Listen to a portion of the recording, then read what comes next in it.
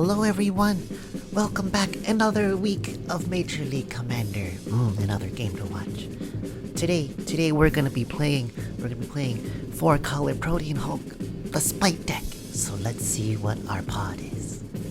Today's pod we have Rebel on the Spike deck, TanaTymna Protean Hulk. We also have a TanaTymna Snoop copycat deck by Pongo. We also have Lurker on Jeleva Storm, so it's a rematch between the three of us since the last time. And then we also have Snacks on Muldrotha mid-range, going the last. The deck selection today is pretty simple. I'm going first, so I'm going to pick the deck that can most likely win the fastest. There's two blue decks, so Sakashima Kodama, I don't really trust it. I believe Pongo can beat Sakashima Kodama like reliably faster, or like Jeleva Storm, just your Grixis ad nauseous can beat it faster, so I didn't want to play that. The other two lists, I don't know. Time is like a stacks deck, and all three of these decks are kind of attacking, trying to win from like different axes, so playing a stacks deck that tries to like hold down the entire table is quite difficult, so I didn't want to do that. And in Croxa, let's not talk about Croxa. Okay, so let's talk about our opening hand. Very simple game today. Our opening hand today is a Vampiric Tutor, Arid Mesa, Wishclaw Talisman, Scrubland, Entomb, an Autumn's Veil, and a Savannah. This hand, I was like kinda iffy on it. I really wanted to ship it because it's not that fast. You don't really do that much. You have a turn 1 Vampiric Tutor, and then you can set up for like an Entomb and then win off of the Wishclaw Talisman. So well, actually, you can win off the Vampiric Tutor and the Entomb and use the Wishclaw as like a way to find protection on that turn. There's a lot of things you can do, which is what's good about it. What's bad about it is you're kind of open, like someone else can just win under you pretty easily on this one. You're not really building a board, you're not really doing anything. You're just tutoring, and if someone interacts with you the right way, it's not that great. However, it does have an Autumn's Veil, which I do like, so I don't think people will counter the Vampiric Tutor. I think they'll try and counter the Entomb or the Necromancy that I'm going to try and go for. So having that Autumn's Veil is good because I can play it like a cycle slower or something, and then protect it with an Autumn's Veil. So overall the hand isn't the best, but I'm willing to play it because I think it could be really good with like a really good top deck, right? Like if I draw like a Mana Crypt or anything, this is gonna be like an amazing hand. So it's another one of those. So let's see how it goes. Any pre-games? Nope. Not I. Okay, I will draw a card. Boop. And I will play this. Arid Mesa, and I will pass. Very chill, Arid Mesa. Drop off. Huh. Okay. Windswept Heath. Mana Crypt. Uh-oh. Oh, you're both playing TanaTymna. Crazy. Yep. Yeah, his is a Snoop list and mine is a Protean Hulk list. Yeah, no, Both doing it in the current year. it's almost like I'm on that server where we talk about those lists. Wrong card. Okay.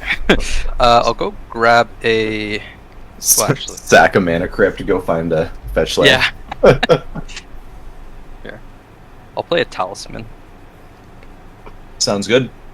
And then, yeah, I'm gonna go fetch, grab a... I'll just fetch while we're doing stuff. Sure. Let's get Badlands. Nothing else. Cool. Ooh, Oh castrate man. I'm gonna grab a... Man, this is awkward.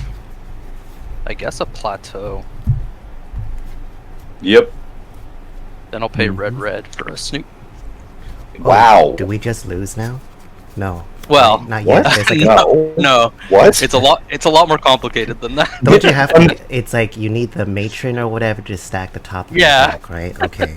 This just is literally just like if I fucking luck into Yeah. a goblin on top, I can get some value. It's just like a 2/2, pretty much.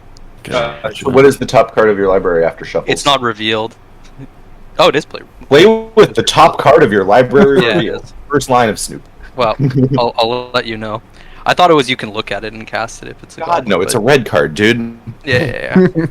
What, you think that's like a white or a blue card? Black card, even? Oh, by the way, I forgot to mention I was recording this game, so I'm pretty sure everybody Yeah. knows by now, but just wanted to remind everyone. All good. All good. Yep.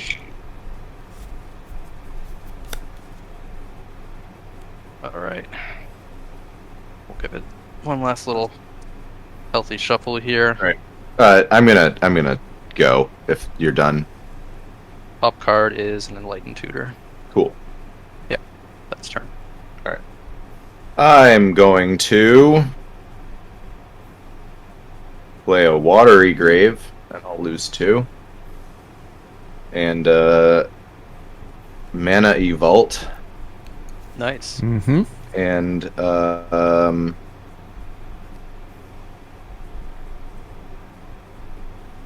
I'm just gonna play out some rocks.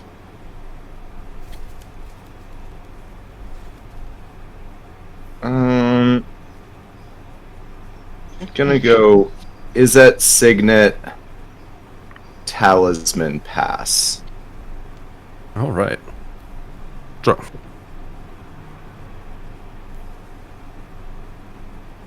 I will play a Rejuvenating Spring, or this is a Waterlogged Grove, and take 1 to cast a Fintorn Elves. And I will Reasonable. End step. I'm going to play this Vampiric Tutor. Don't like that. But I'm not playing blue. Lurker, is this okay?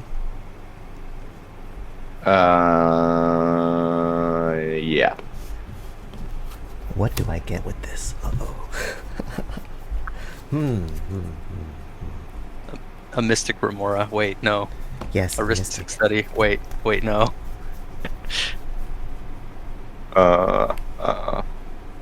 If you had Tymna out already, I would say a Loyal Apprentice. If that's the type of game we're settling in for, I suppose. You know, there's always like Soul Ring, Mana Crypt if you need mana. You know, you could theoretically get the Pattern of Rebirth if... Survival, Well, oh, no, pretty good sorry, card. I'm thinking that this is an Enlightened Tutor because Enlightened Tutor's on top of my deck, but like, no. Vampiric Tutor is a lot better. You don't have to get enchantments. I'll get this one. Ow.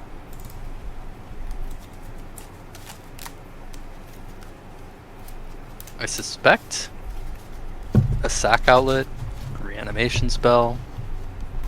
You know, Reanimates are pretty good. I would expect Entomb. It's potentially a really good one to get here. I You just already have a Sack Outlet, I'll draw. then after the Norder. Cool. I will play this Savannah. It's a Dockside. Hey, I just wanted that's a good mana. Yep, Nice. I have 2. it's It's 5. it's that card that I'm so happy they printed. 5 treasures. Mm-hmm. What a fun card. You've got some Trezors.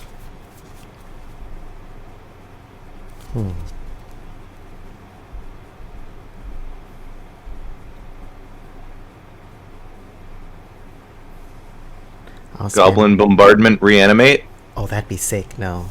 I will spend 2 treasures, and I'll play this Wishclaw Talisman. Okay. All right. Yep. Okay. And that's all I got. I'm just gonna chill now. Alright. I will draw an Enlightened Tutor. Top card of my library is a Simian Spirit Guide. Cool. Cool.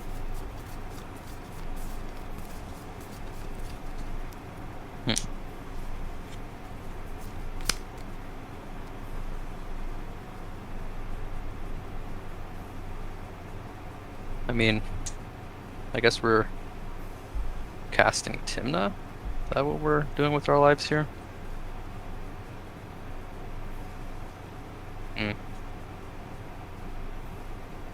Was that a little bit better than indulgence? that. Yeah, it's a Talisman of Indulgence. Okay. I'll pay a life. I'm just gonna put a Wishclaw Talisman on the stack. Oh, double Wishclaw, yes! I have Fast Party, that's cool. Yep. Floating a colorless.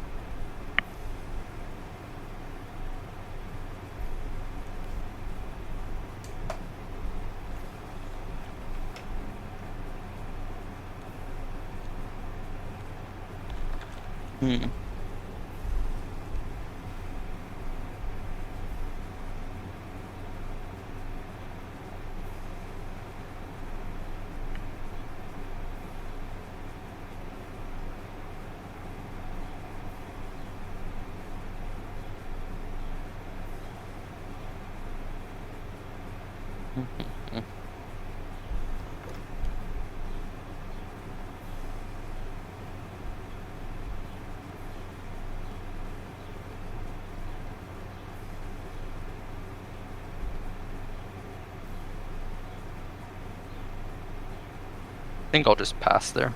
Let the colorless mana go away. Okie doke. Untap. Not this one. Upkeep, draw.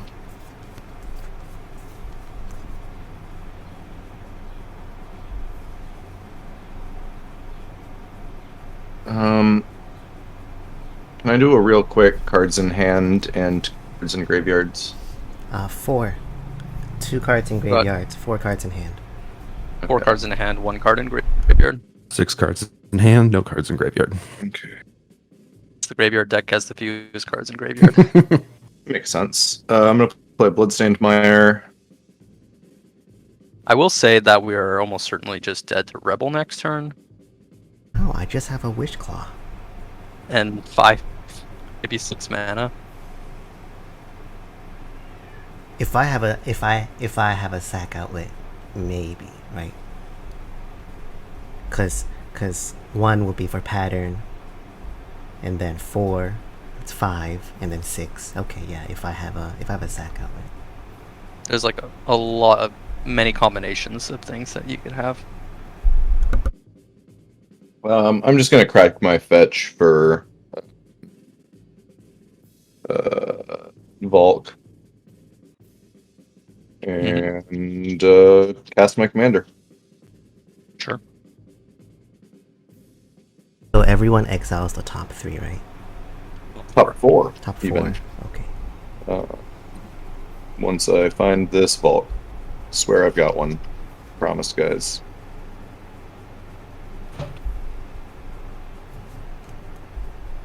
Oh man, I just looked at my own top 4 and I'm like, damn, why did I fetch before? I mean, you had to, didn't you? Yeah, that was the... I'm okay. kidding. I'm just making a joke of I wish I could keep that... Gotcha. One sec. I lost 1 life, 1, 2, 3. I need to lose 1 more. Okay, yeah, and I cast Jeleva. Okay. Is it ETB, right? Yep. Yes, enters the battlefield. Okay. While that's on the stack, I'll just cast it into. Yup. That means we're dead Very- next turn. Because that means she'll tutor necromancy and kill us. Okay. Entomb's on the stack. Yeah. It's worth fighting over Entomb. Because, like, she has a lot more live draws, and you might theoretically miser out of the game. I mean... Yeah, I suppose. The thing is, though, if there are a lot of cards that she could have where it's like, I shouldn't counter the Entomb and I should counter the second spell. I don't know. Well, she would have to have exactly sack outlet plus like Norder, right? As opposed to like this is any reanimation spell survival. plus sack outlet. Yeah. All right. Yeah. Sure. Sure. I'll force pitching chain. Oh, Autumn's Veil. ooh. All right. See, that's what I was. That's kind of what I thought. I mean, Yeah. you got the Autumn's Veil out of her hand, so Yeah.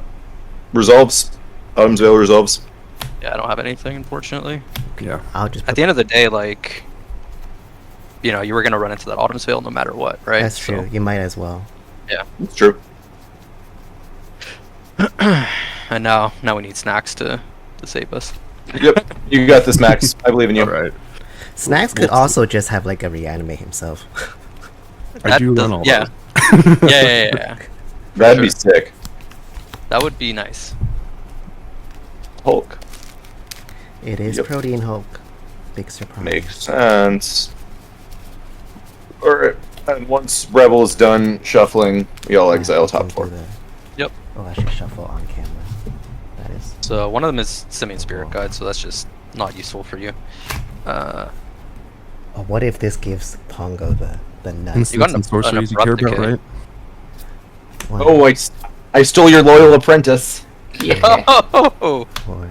not my loyal apprentice. Pyroblast, Fiend, Artisan, You only care about spells, right? Instant I mean, I sorcery. care about for you. I also care about what creatures I'm taking away from you. but, Marlin and Fiend Artisan and Verdant Catacombs. Oh man, the Marlin combo is super fun for me. I like that people are actually running that. Yeah, unfortunately, it's not Rebels game-winning combo. Yeah. All There's a right, so I got a Reb from Yeah. you. Is the actual spell? Oh, Pyroblast. Yeah, you got a- Pyroblast. Okay, Pyroblast. You got an Abrupt Decay from me. I got my own Just Hull something. Breacher and my own Fimage. Deflecting SWAT doesn't really do anything. But And yeah, then I've got a Tainted Pact. Nice. Deflecting SWAT, Tainted Pact, Force of Will, Veil of Summer, which don't do anything.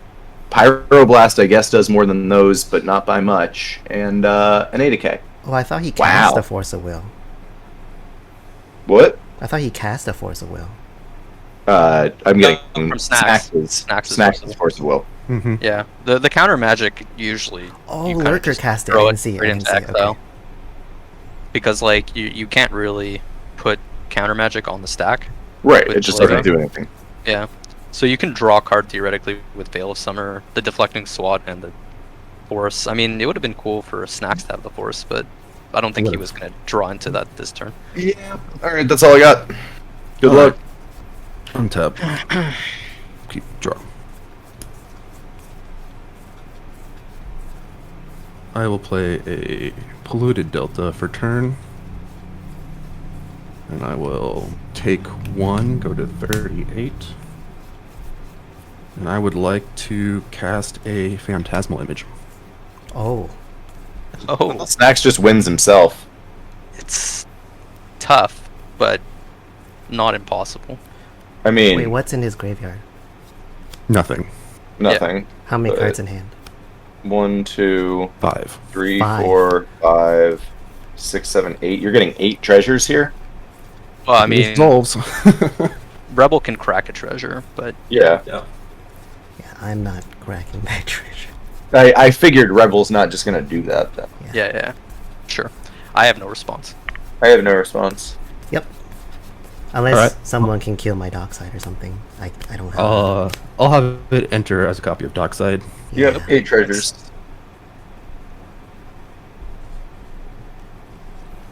Using my treasures. Hard cast Razaketh.